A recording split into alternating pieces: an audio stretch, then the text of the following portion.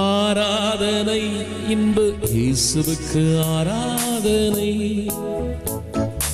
ஆராதனை ஆராதனை இயேசு ராஜாவுக்கு ஆராதனை எங்கள் ராஜாவுக்கு ஆராதனை ஆராதனை ஆராதனை இன்பு இயேசுவுக்கு ஆராதனை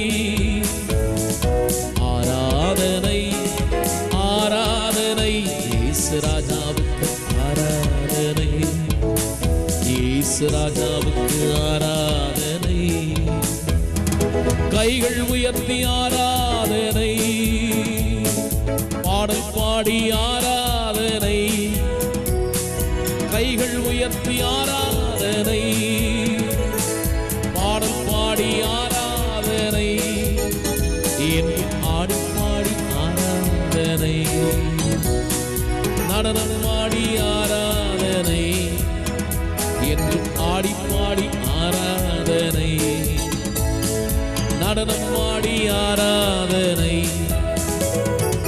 ஆராதனை ஆராதனை இன்பு இயேசுவுக்கு ஆராதனை ஆராதனை ஆராதனை இயேசு ராஜாவுக்கு ஆராதனை எங்கள் ராஜாவுக்கு ஆராதனை மேளத்தாள ஆராதனை கீதவாத்திய ஆராதனை மேளத்தாள ஆராதனை கீதவாத்திய ஆராதனை என்றும் ஆரவார ஆராதனை காரவழி ஆராதனை என்றும் ஆரவார ஆராதனை காரவழி ஆராதனை ஆராதனை ஆராதனை இன்பு இயேசுவுக்கு ஆராதனை ஆராதனை ஆராதனை இயேசு ராஜாவுக்கு ஆராதனை இயேசு ராஜாவுக்கு ஆராதனை ஆவியோடும் ஆராதனை கருத்தோடும் ஆராதனை ஆவியோடும் ஆராதனை கருத்தோடும் ஆராதனை என்னும் உண்மையோடும் ஆராதனை முழு மேலத்தோடும் ஆராதனை என்றும் உண்மையோடும் ஆராதனை முழு மேலத்தோடும் ஆராதனை ஆராதனை ஆராதனை இன்பு இயேசுவுக்கு ஆராதனை ஆராதனை ஆராதனை இயேசு ராஜாவுக்கு ஆராதனை இயேசு ராஜாவுக்கு ஆராதனை அந்திப்பாலி ஆராதனை ஜீவம் பலி ஆராதனை அந்திப்பாலி ஆராதனை ஜீவம் பலி ஆராதனை உற்சக பலி ஆராதனை ஸ்தோத்திர பலி ஆராதனை என்றும் உற்சக பலி ஆராதனை ஸ்தோத்திர பலி ஆராதனை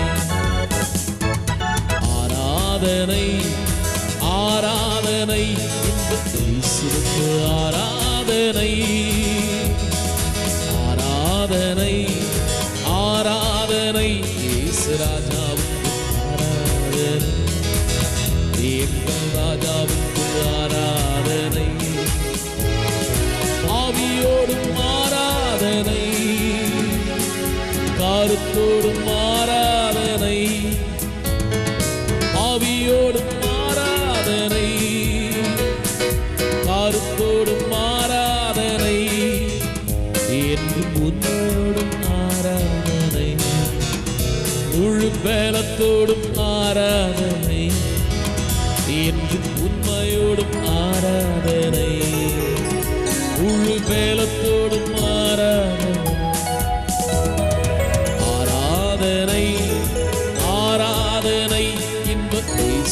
உமக்கு ஆராதனை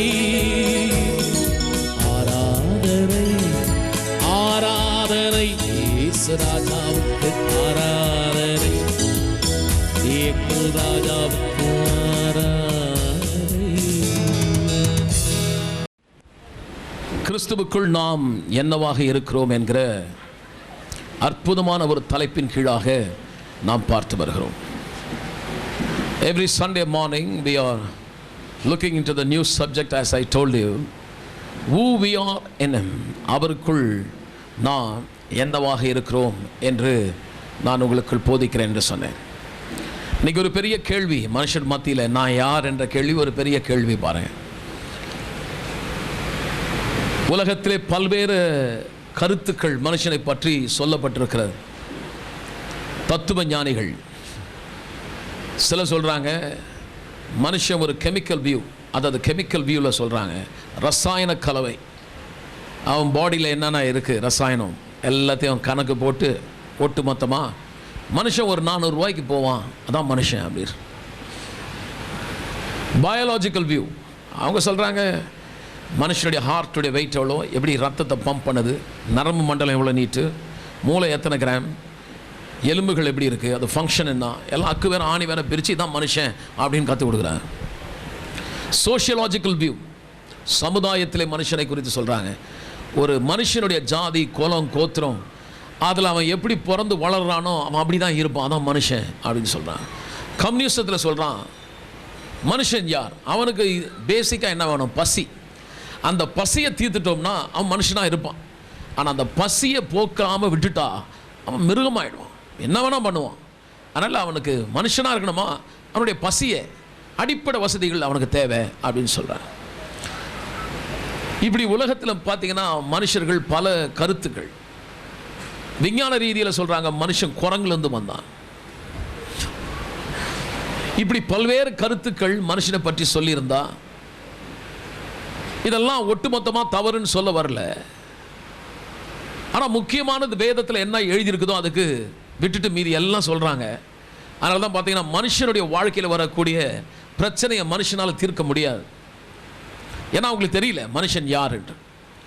வேதத்தில் சொல்லப்பட்டிருக்குது மனுஷன் யார், அவன் என்னவாக இருக்கிறான். வேதத்தில் ஆண்டவர் சொல்கிறார், இந்த உலகத்தை அவர் உண்டாக்கும் பொழுது ஆதியாம் புத்தகத்தில் ஒரு பெரிய பிரமாணம் பாருங்க. அவர் சிருஷ்டிக்கும் போது சொல்லுகிறார், ஆதியாம் 1ஆம் அதிகாரம் 11வது வசனத்திலே எடுத்து நாம் படிப்போம். Genesis chapter 1 verse 11. ஒரு அற்புதமான ஒரு பகுதி பாருங்க. இது ஒரு லா, அவர் போடுற சட்டம், இதை மாற்றவே முடியாது. இந்த சட்டத்தின் பிரகாரம் தான் அதை இயங்கி வருகிறது. இந்த 11ஆம் வசனம் சொல்லுகிறது, தேவன் பூமியானது புல்லையும் விதையை பிறப்பிக்கும் பூண்டுகளையும் பூமியின் மேல் தங்கள் தங்கள் விதையுடைய கனிகளை தங்கள் தங்கள் ஜாதியின்படியே கொடுக்கும் கனி விருட்சங்களையும் முளைப்பிக்க கடவுது என்றார். அது அப்படியே ஆயிற்று. பூமியானது புல்லையும் தங்கள் தங்கள் ஜாதியின்படியே விதையை பிறப்பிக்கும் பூண்டுகளையும் தங்கள் தங்கள் ஜாதியின்படியே தங்களில் தங்கள் விருட்சங்களையும் முளைப்பித்தது. தேவன் அது நல்லது என்று கண்டார். இது ஒரு ஃபார்முலா பாருங்க, மாற்றவே முடியாது. அந்தந்த ஜாதியின்படி அந்தந்த விதை, அந்தந்த விதையிலபடியே அந்தந்த ஜாதிபடியே மரம். பூனை குட்டி போட்டால் புலி குட்டி போடாது, பூனை குட்டி போட்டால் பூனை குட்டி தான் போடும். நாய் நாய் குட்டியை போடும், சிங்கம் சிங்க குட்டியை போடும். ஏன்னாக்கா அது அப்படி தான் லா, அது அப்படி தான். அந்த விதமாக அவர் சிருஷ்டித்தார். அந்தந்த ஜாதியின்படி முளைப்பிக்க பிறப்பிக்க அதுக்குள்ள ஒரு சீடு, அதுக்குள்ள ஒரு வித்தை வச்சார் பாருங்க. நீங்கள் கேட்கலாம் ஏன் இதை சொல்கிறீங்கன்னு. இதை சொல்லிட்டு இந்த பிரமாணத்தை ஏற்றிட்டு தான் கர்த்தர் வந்து மனுஷனை பிறப்பிக்கிறார். மனுஷனை சிருஷ்டிக்கும் பொழுது 1ஆம் அதிகாரம் 26வது வசனம் சொல்லுகிறது, பின்பு தேவன் நமது சாயலாக நமது ரூபத்தின்படியே மனுஷனை உண்டாக்குவோமாக. ஒரு பெரிய ஒரு அற்புதமான பகுதி பாருங்க. மனுஷனை உண்டாக்கும் பொழுது அவர் சொல்றாரு நமது சாயலின்படி, அதாவது அவரது ரூபத்தின்படியே அவரது சாயலின்படியே மனுஷனை உண்டாக்குவோமாக சிருஷ்டிப்போமாக என்று சொல்லி கர்த்தர் அவர்களை ஆசீர்வதிக்கிறார் பாருங்க. அவர்களை கர்த்தர் சொல்றார், நீங்கள் பலுகி பெருகி பூமியை நிரப்பி எல்லாவற்றையும் பூமி அனைத்தையும் பூமியின் மேல் ஊறும் சகல பிராணிகளையும் ஆண்டு கொள்ளுங்கள். டொமினியன். மனுஷனை ஆசீர்வதிச்சு பெருக செய்து பூமியில சிலதல்ல, பூமியில எல்லாம் மனுஷன் கீழே வரும்படி அவனை ஆளும்படியான ஒரு அதிகாரத்தை கொடுத்து கர்த்தர் அவனை ஆசீர்வதித்தார். என்ன மனுஷன் பூமியில மனிதனாக ஒட்டுமொத்தமாக இல்லை, தேவன் எப்படி இருக்கிறார்? ஆவியா இருக்கிறார் பாருங்க. அவரை மாதிரி இருக்கான். அந்த வசனம் சொல்லுகிறது, கர்த்தர் அவர்களை ஆசீர்வதித்து மனுஷன் எப்படி படைச்சார்னா தேவ சாயலாக சிருஷ்டித்தார், அவனை ஆணும் பெண்ணுமாக சிருஷ்டித்தார். எல்லாம் சொல்லும் ஆணும் பெண்ணுமாக. ஆம்பளை பெண்கள் என்று சொல்லும் பொழுது யாருமே இன்ஃபீரியர் கிடையாது பாருங்க. தேவனுடைய பார்வையில் மனுஷர்கள் அவ்வளோதான். மேன் அப்படின்னு சொன்னால் அவ்வளோதான், ஆண் பெண் உள்ள அடங்கியிருக்கு. உமன்னா என்ன? ஊம் ப்ளஸ் மேன், உமன், அவ்வளோதான். கர்ப்பம் உள்ள ஒரு கர்ப்பப்பை உள்ள ஒரு மனுஷன். இதில் எந்த வித்தியாசம் இல்லை பாருங்க. ஆனால் அவர்களை எப்படி படைச்சார்னா வேதம் சொல்லுகிறது அவரை போலவே படைச்சாராம். படைச்சு இப்போ பூமியின் மேல் அவனை ஆண்டவனாக ஆளும்படியாக ஆண்டு கொள்ளும்படி என்று சொல்லும்போது ஆளுகிற ஆண்டவனாக கர்த்தனாக அவரை போலவே வச்சார் பாருங்க. அவர் சொல்றாரு, உன்னை பார்க்கும் பொழுது என்ன பார்க்கணும், நான் என்னெல்லாம் பரலோகத்தில் விரும்பணும் அத்தனை நீ செய்யும்படி நான் இந்த பூமியில உன்னை ஒரு ஆண்டவனாக நான் உடைக்கிறேன், உன்னை வச்சிருக்கேன். நீ இந்த பூமியில் இருக்கும் பொழுது உனக்கு ஒரு ஞாபகம் இருக்கணும், நான் உன்னை உண்டாக்கினேன் தேவன் ஒருவரே. நீ என்னை போல் இருந்தாலும் இந்த பூமிக்கு நீ ஆண்டவனாக இருந்தாலும் எல்லாவற்றுக்கும் நான் ஆதி கர்த்தர், நானே தேவன் என்பதை அறிந்து கொள்ளும்படி உனக்கு நீ மறக்கக்கூடாது. என்ன மாதிரியே இருக்கிறதுனால நீ என்னை மறக்கக்கூடாது. ஆகவே உன்னை நான் இந்த உலகத்தில் உண்டாக்கி இந்த பூமியில் வைக்கும் பொழுது ஒவ்வொரு நாளும் எனக்கு கீழ்ப்படிந்து எனக்கு பிரியமாக நீ நடந்தால் என்னென்றும் சாகாமல் நித்திய காலமாய் வாழ்வாய் என்று சொல்லி கர்த்தர் என்ன பண்ணாரு, அந்த தோட்டத்தில் ஒரு மரம் வைக்கிறார் பாருங்க. நன்மை தீமை அறியத்தக்க ஒரு மரத்தை வச்சு சொல்றாரு, இந்த கனியை புசிக்கும் நாளிலே நீ சாகவே சாவாய்.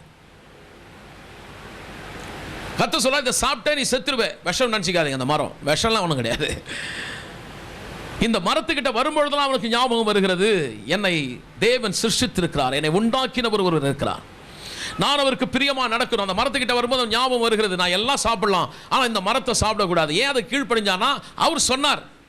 அவர் சொன்ன வார்த்தையை அவன் கீழ்ப்படிந்து வாழ்ந்த காலம் வரைக்கும் வேதம் சொல்லுகிறது, ஏதேன் தோட்டத்தில் அவன் எப்படி இருந்தான்னா அவனுக்கு குறைவனா என்னன்னு தெரியாது பாருங்க. வியாதி கிடையாது, வறுமை கிடையாது, எந்த விதமான துன்பத்தை அவன் பார்த்ததே கிடையாது பாருங்க. அவ்வளோ ஒரு நிறைவான ஒரு வாழ். அவன் எப்படி இருந்தான்? ஒரு மனுஷனுக்கு 4 விதமான ஆறுகள் எப்படி இருந்து பாருங்க, எல்லா விதமான கனி விருட்சங்கள், இவ்வளோ ஒரு லாவிஷ்னஸ் பாருங்க. பொண்ணு விளையும் பூமி, ஒரு ஆமேன்னு சொல்லுவோம். லலிதா ஜுவல்லர்ஸ் கிடையாது, இது பிரின்ஸ் ஜுவல்லர்ஸ் ஷாப்பு கிடையாதுங்க. பொண்ணு விளையுது. அவன் இருக்கிற இடத்துல பொன், வெள்ளி, வைரம், வைடூரியம், கோமேதகம் எங்க பார்த்தாலும் அவனுடைய வாழ்க்கையில் அப்படி நிறைஞ்சு ஒரு செல்வ திரட்சியில கர்த்தர் அவனை வச்சார் பாருங்க. இப்படி அவன் நிறைஞ்சு வாழும் பொழுது கர்த்தர் அவனுக்கு சொன்னது ஒரே ஒரு காரியம் தான் சொன்னாரு, என் வார்த்தைக்கு நீ கீழ்ப்படுகிற வரைக்கும் நீ இந்த பூமியில் ஆண்டவனாக இருப்ப. வேதம் சொல்லுகிறது, பிசாசு வந்து சொன்னா இந்த கனியை நீங்க புசிக்க வேண்டாம் என்று தேவன் சொன்னது உண்டோ? நீங்கள் புசிக்கும் நாளில் சாகவே சாக மாட்டீங்க, தேவனை போலவே இருப்பீர்கள் என்று தேவன் அறிவான் சொன்னான். அவர் என்ன சொன்னாரோ அதுக்கு அப்படி ஆப்போசிட்டா சொன்னான். ஏவாள் அந்த வார்த்தையை நம்பி ஆண்டவருடைய வார்த்தையை தள்ளி ஆண்டவருடைய வார்த்தையை விசுவாசிக்காம தன்னை சிருஷ்டித்தருடைய வார்த்தையை நிராகரித்து அவளாகவே தேர்ந்தெடுத்து பிசாசு சொன்ன வார்த்தையை கீழ்ப்படிஞ்சு அந்த வார்த்தையை கேட்டு புசிச்சு தன் கணவனுக்கு கொடுக்கும் பொழுது மனைவியானவள் புருஷனுக்கு சொன்ன வார்த்தையை புருஷன் கேட்டு சாப்பிட்ட பிறகு என்ன நடந்ததுன்னா வேதம் சொல்லுகிறது, அவர்கள் முதல் முறையா கண்ணு திறக்கப்படுது. அவங்க என்ன பார்த்தாங்கன்னா தேவன மாதிரி இல்லை, நிர்வாணிகள் என்று கண்டார்கள். ஆச்சரியமா இருக்கு பாரு. முதல் முறையா அவங்க பார்க்குறாங்க தங்க மேல உடையே இல்லைன்றதை இப்பதான் பார்க்குறான். இவ்வளவு செல்வ திரட்சி, இவ்வளவு ஏராளமான நிறைவில் சம்பூர்ணத்தில் இருந்த மனுஷன் தரித்திரத்தில் ஆகி ஒன்றும் இல்லாமல் வெட்கப்பட்டு அவனுக்குள்ள ஒரு பயம் உண்டாயி, பயன்ற வார்த்தை அங்கே தான் முதல் தடவை வருது பாருங்க. மனிதன் பயந்து, பயனா என்னன்னே தெரியாது பாருங்க. இப்போ பயம் உண்டாயிடுச்சு, ஒரு அப்நார்மல் ஃபீலிங் அவனுக்குள்ள உண்டாயிடுச்சு. I tell you, the fear is the most worst feeling. மோசமான ஒரு உணர்ச்சி பாருங்க. ஃபிசிக்கலாக எவ்வளோ ஸ்ட்ரென்த்தாக இருந்தாலும், என்ன மாதிரி இருந்தாலும், பணம் இருந்தாலும், உறவு இருந்தாலும், பந்தம் இருந்தாலும், பாசம் இருந்தாலும், நமக்கு ஆறு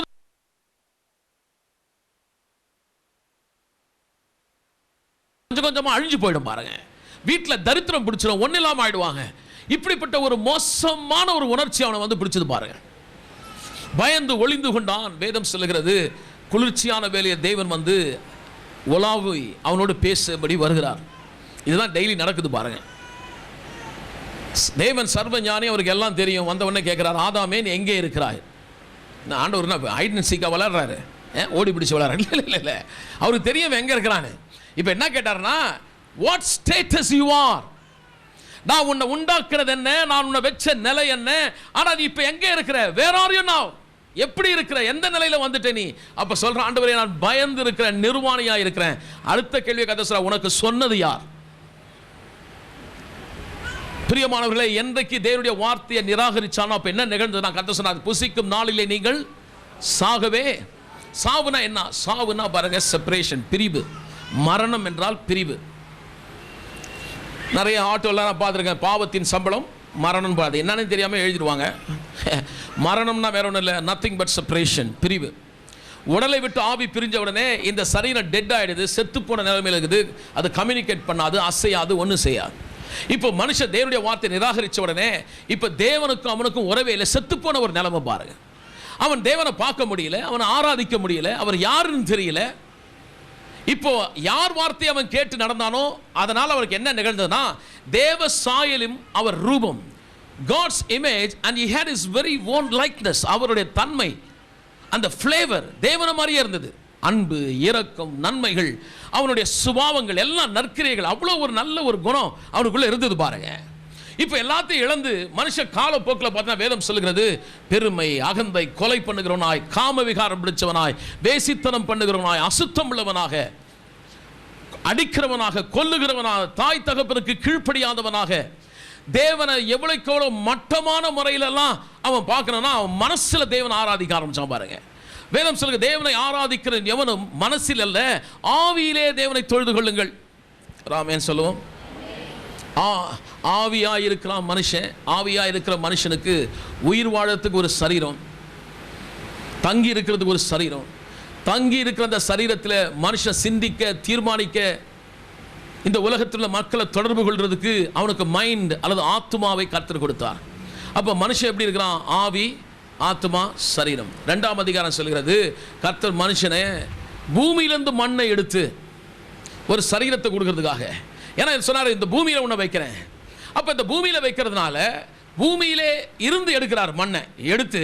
இப்போ இவனுக்கு உருவம் இல்லை, இவனுக்கு ஒரு உருவத்தை கொடுக்க மண்ணை எடுத்து அந்த நாசில ஊதின உடனே, அதாவது சுவாச காற்று, விண்டு, அவனுக்குள்ள ஊதுறார் பாருங்க. ஊதுன உடனே வேதம் சொல்லுகிறது, சரீரம் உயிர் பெற்று, மனதிலே சரீரமும் ஆவியும் ஆத்மாவும் உயிர் பெற்று, சரீரம் உயிர் பெறுறது, மைண்டு வேலை செய்து அப்படியே போய் ஸ்பிரிட்டோட ஒன்றிச்சிச்சு. இப்போ ஆவி, ஆத்மா, சரீரமா மனுஷன் ஒட்டு மொத்தமா ஒரு மனுஷனா நின்னான். ராமேன் சொல்லுவான். பாவத்துக்கு பிறகு அவன் ஆவி செத்து போயிடுச்சு, ஆனால் அவனுக்கு சரீரம் இருக்குது, மைண்ட் இருக்குது, அவ்வளோதான். ஆனால் உண்மையான மனிதன் தேவனை தொடர்பற்ற நிலைமையிலே அவனுடைய பேச்சு, அவனுடைய சுபாவம், தன்மைகள். இப்போ இதனால என்ன விளைவு ஏற்பட்டதுன்னா, ஏன் போதிக்கிறேன் கவனிங்க. இன்றைக்கு மனுஷன் எப்படி பார்க்குறாங்கன்னா, அவன் என்ன செய்கிறானோ அதை வச்சு தான் அவனை பார்க்குறாங்க. ஒரு தப்பு பண்ண உடனே அவன் சொல்ல, திருடனா அவன் திருடன், வியாதி உள்ள வியாதி உள்ளவன், கடன்காரனா கடன்காரன், கடன்காரனா கடன்காரன். அவன் என்னென்ன செயலை செய்கிறானோ அந்த செயலை வச்சு அவனுக்கு பேரை வச்சிடணும். ஆனால் ஒரிஜினலாக அவனுடைய செயல்கள் எல்லாம் அவனை தீர்மானிக்கிறது. இன்னைக்கு கடந்த காலத்தில் நீங்கள் செய்த செயல்களால் இன்னைக்கு ஒருவேளை நீங்கள் நினைக்கலாம், நான் பல தப்பு பண்ணிட்டேன், அப்படி ஆகி போச்சு, ஏதோ ஒரு தவறு பண்ணிட்டேன், அந்த செயலால் தான் இப்படி இருக்கிறேன்னா, நான் உங்களுக்கு ஒரு நல்ல செய்தியை வச்சிருக்கேன். உங்கள் செயல்கள் அல்ல உங்களை நிர்ணயிப்பது.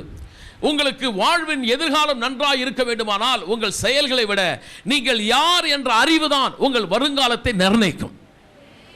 செயல்கள் உங்களை நிர்ணயிக்கிறதை விட ஒரு அபார சக்தி ஒன்று இருக்கிறது.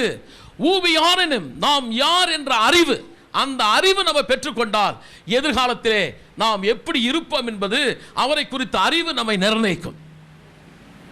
பிசாசு அநேக முறை ஜனங்கிட்ட சொன்னா, இதை செய்த இனிமேல் நீ உன்னால் ஒன்றும் செய்ய முடியாது, அவ்வளோதான், வாழ்நாள் நீ இப்படி தான் இருக்கணும். வியாதி கொடுக்கும்போது சொல்றான், இதில் நீ வெளியே வர முடியாது, இவ்வளவுதான், இதுதான் உன்னுடைய destiny, that's what your life, you have to suffer. நீ இப்படியே இருந்து நீ இப்படியே சாகணும். பிரச்சனைகள், கடன் தொலைகள் வரும்போது சொல்றான், நீ கடங்காரன், நீ இப்படியே இருந்து சாகணும். இவனுடைய மைண்ட்ல பேட்டில் பாருங்க. நாள்தோறும் இவனுடைய மனம் நெருக்கப்படுகிறது. என்ன காரணம்? அவனுடைய சுபாவங்களுடைய தன்மைகள் எல்லாம் மாறிடுச்சு பாருங்க. அன்பு காண முடியல, சமாதானத்தை காண முடியல, நன்மைகளை காண முடியல. வேதம் சொல்கிறது மனுஷனை தேவன் அப்படியே விடலை பாருங்க. ஆதியிலே வார்த்தையாய் இருந்தவர், அவரை கொண்டு எல்லாம் அவருக்காக சிருஷ்டிக்கப்பட்ட இந்த தேவன், வார்த்தையாயிருந்தவர், ஞானமாயிருந்தவர், மாம்சத்திலே வெளிப்பட்டார். வேதம் சொல்கிறது யோவான் 1:14 அந்த வார்த்தை மாம்சமாகி கிருபையும் சத்தியம் நிறைந்தவராய் நமக்குள்ளே வாசம் பண்ணினார். வார்த்தை என்ற அந்த வார்த்தை மாம்சமாயி ஒரு கன்னியின் வயிற்றிலே, ஒரு ஆணின் வித்தினால் அல்ல, பரிசுத்த ஆவியினாலே தேவனுடைய வசனம் அவளுக்குள் கற்பத்தை உண்டு பண்ணி அவள் இந்த உலகத்திலே ஒரு குமாரனை பெற்றெடுத்தால், வேதம் சொல்கிறது அவர் யார்? வார்த்தையாய் இருக்கிற தெய்வம். அவர் மனுஷனாக வெளிப்பட்டு சீஷர்கள் மத்தியிலே உலகத்திலே அநேக இடத்தில் அவர் நன்மை செய்கிறவராய் சுற்றி திரிந்தார். இப்போ இவர்கிட்ட ஒரு பெரிய வித்தியாசத்தை எல்லாரும் பார்க்குறாங்க. அது என்னன்னு பார்த்தீங்கன்னா, அவர் நன்மை செய்கிறவராய் சுற்றி திரிந்தார். அவருடைய பேச்சு, அவருடைய செயல் எல்லாமே பார்த்தீங்கன்னா அப்படியே தேவனை பிரதிபலித்தது. அவர் எப்படி இருந்தார் என்று வேதம் சொல்லி எபிரேயர் புத்தகத்திலே தேவனுடைய தற்சொரூபமாய், காணப்படாத அதர்சனமான தெய்வத்தினுடைய தற்சொரூபமாய், எக்ஸ்பிரஸ் இமேஜ் அப்படியே இருந்தார் பாருங்க. ஆனால் மனுஷன் 100% மனுஷன். ஆனால் செயல்கள்லாம் பார்த்தீங்கன்னா எல்லாமே தெய்வீகமாக இருக்குது, தெய்வீக தன்மை அதில் காணப்படுது. இப்போ ஒரே ஆச்சரியம். அவங்க கேட்குறாங்க, நீ யார், எங்கிருந்து வந்த? இதான் இப்போ கேள்வி. அப்போ அவர் சொல்கிறார், நான் யார்? நான் தேவனாக இருக்கிறேன். சபையார் இல்லையா சொல்லுவாங்க. இதை கேட்ட உடனே அவங்களுக்கு பயங்கர கோபம் பாருங்க. உடனே கல் எடுத்துட்டாங்க. கல் எடுத்து அடிக்கிறதுக்கு முற்படுறார்கள். படிக்கலாம் அந்த வசனம், நான் உங்களுக்கு எடுத்து காட்டுறேன், கவனிங்க. யோவான் 10ஆம் அதிகாரம்